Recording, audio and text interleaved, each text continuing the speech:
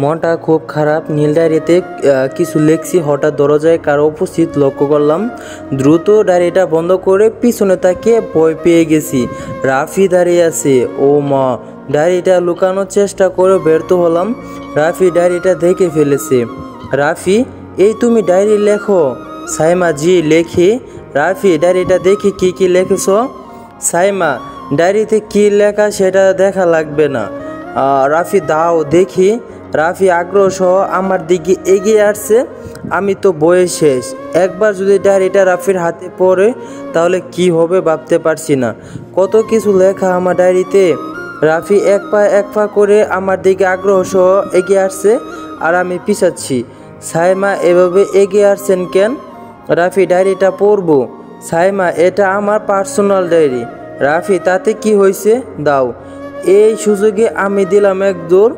ছোটোবেলা থেকে খুব ভালো দৌড়াতে পারতাম, আর এভাবে দৌড়াবো রাফি ভাবতেও পারিনি। এক দৌড়ে রুমের বাইরে এসে পড়েছি।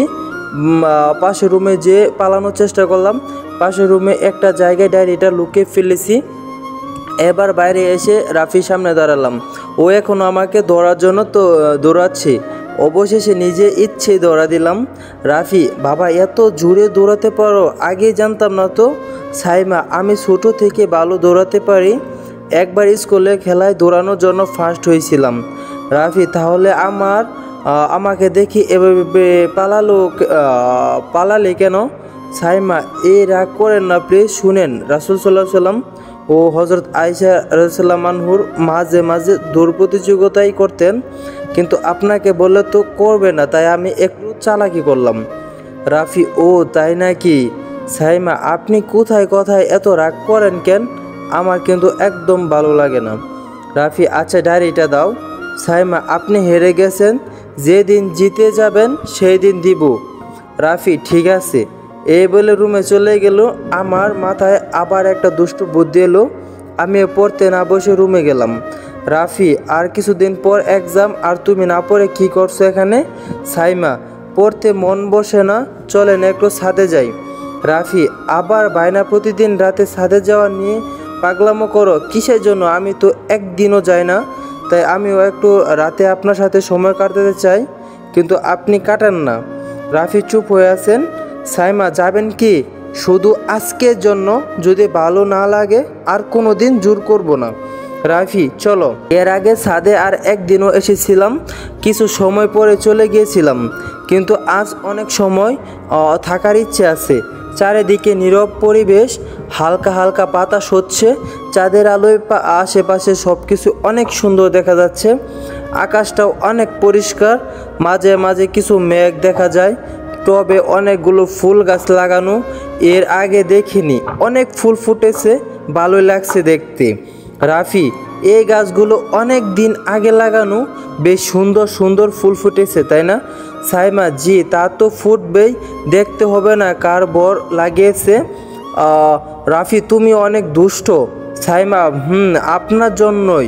রাফি, ভাবছি আরও কিছু ফুল গাছ এনে কিনে লাগাবো। সাইমা, অনেকগুলো গোলাপ লাগাবেন, আর যখন গোলাপ ফুল ফুটবে সেই ফুল দিয়ে আমাকে প্রপোজ করবেন।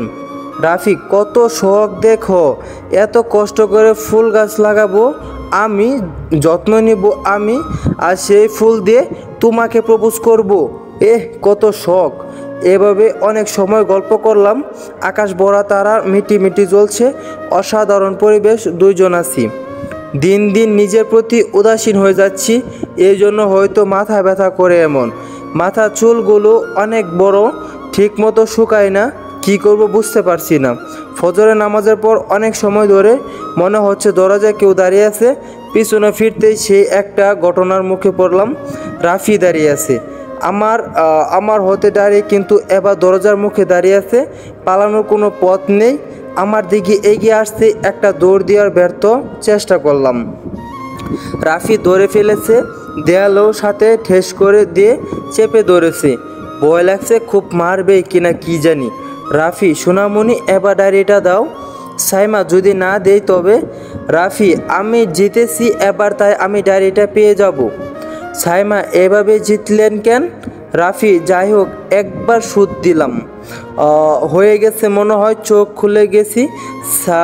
সাইমা সবেমাত্র গোসল করে এসে চুল আঁচড়াচ্ছে, ভেজা ভেজা শরীর আর পানি পড়া চুল দেখে এক প্রকার ক্রাশ খেলাম।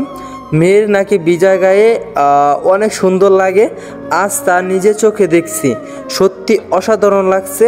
কত সময় যে সাইমার দীর্ঘ চুলের দিকে তাকিয়ে আছি নিজেও জানি না। হঠাৎ সাইমা আমার দিকে তাকিয়ে আছে, একদম চোখে চোখ পড়লো। সাইমা কি দেখছেন এভাবে? রাফি কিছু না। সাইমা আজ এত দ্রুত চলে আসলেন, শরীর খারাপ নাকি? রাফি না, তবে একটু মাথা ব্যথা। সাইমা এই কথা শুনে পাশে এসে বসলো। সাইমা মাথা টিপে দেই। রাফি দাও। সাইমা আচ্ছা আমার কোলে মাথা রাখেন। রাফি কি তোমার কোলে মাথা রাখবো কেন? সাইমা রাখলে সমস্যা কোথায়? রাফি আমি বালিশে মাথা রাখি আর তুমি টিপে দাও। সাইমা কত সময় এভাবে চেপে রাখবেন, লাগছে তো। রাফি আচ্ছা ডায়েরিটা দাও। অবশেষে ডায়েরিটা দিয়ে দিলাম। রাফি খুশি হয়ে রুমে চলে গেল। আমারও ভালো লাগছে দুষ্টুমি করতে পেরে। আসলে এটা সেই নীল ডায়েরি না যেটা রাফি কাল দেখেছিল, এইটা অন্য একটা ডায়েরি।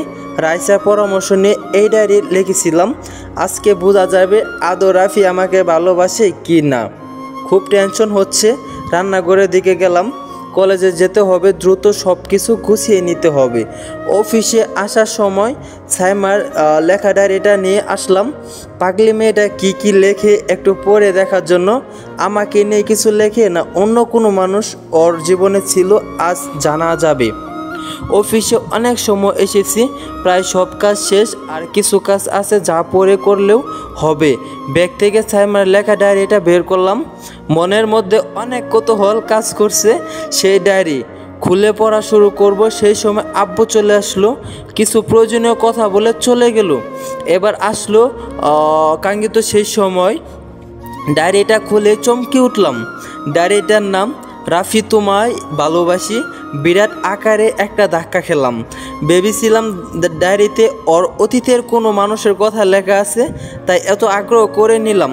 আর এখন দেখি ডায়েরিতে আমার ভালোবাসা নাকি রাফি নামের অন্য কেউ ছিল। যাই হোক পরে দেখতে হবে। প্রথম পেজে লেখা, প্রিয় রাফি, ডায়েরিতে শুধু তোমার প্রতি ভালো লাগাগুলো লিখে রাখবো। জানি তোমার চোখে কোনো দিন এই ডায়েরি পড়বে না। যদি কোনো দিন খুঁজে পাও তবে বুঝতে পারবে তোমাকে নিয়ে কত স্বপ্ন বুনি। ভাবছো সামনাসামনি আপনি বলে, আর এখন তুমি বলছি কেন? বাবারই কথা, উত্তর না হয় নাই পেলে, ভালোবাসি শুধু তোমায়।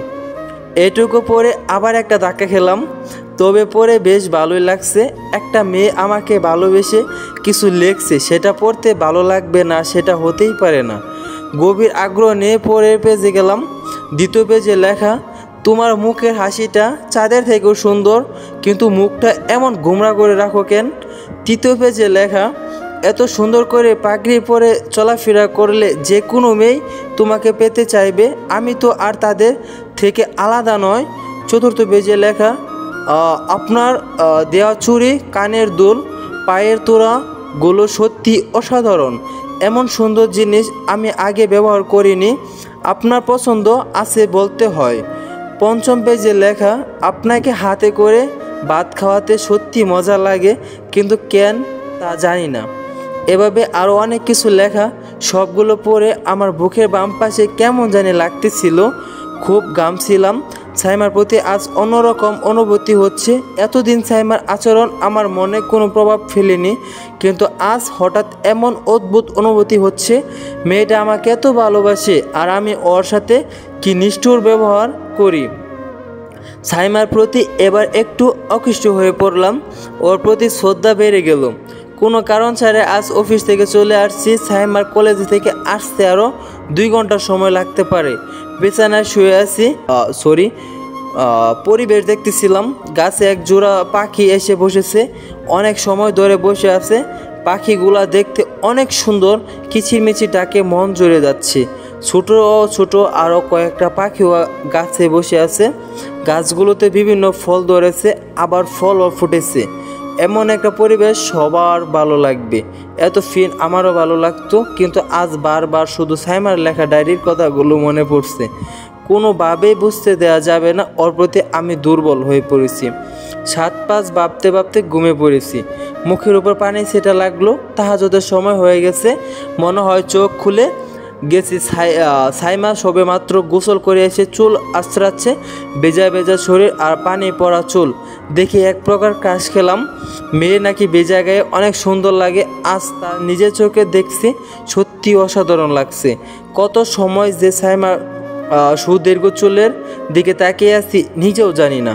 হঠাৎ সাইমা আমার দিকে তাকিয়ে আছে, একদম চোখে চোখ পড়লো। সাইমা, কি দেখছেন এভাবে? রাফি, কিছু না। সাইমা, আজ এত দ্রুত চলে আসলেন, শরীর খারাপ নাকি? সাইমা, না, তবে একটু মাথা ব্যথা। সাইমা এই কথা শুনেই পাশে এসে বসলো। সাইমা মাথা টিপে দেয়। রাফি, দাও। সাইমা, আচ্ছা আমার কোলে মাথা রাখেন। কি, তোমার কোলে মাথা রাখবো কেন? সাইমা, রাখলে সমস্যা কোথায়? রাফি, আমি বালিশে মাথা রাখি আর তুমি টিপে দাও। রাফি, তাহলে মাথা রাখাই লাগবে। সাইমা, জি লাগবে। এরপর সাইমার কোলে মাথা দিয়ে শুয়ে পড়লাম আর ও মাথা টিপে দিচ্ছিল। অন্যরকম একটা ভালো লাগা কাজ করছে। দিন দিন ওর প্রতি দুর্বল হয়ে পড়েছি।